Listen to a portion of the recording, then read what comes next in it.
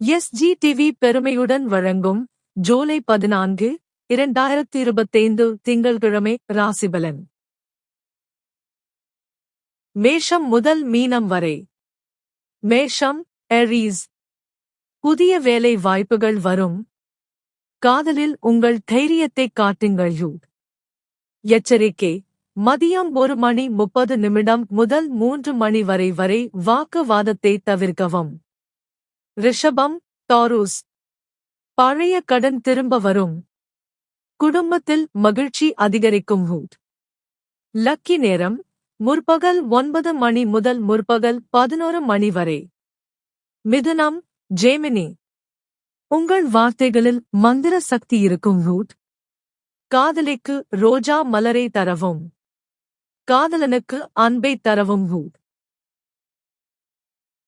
நாளை சந்திப்போம்.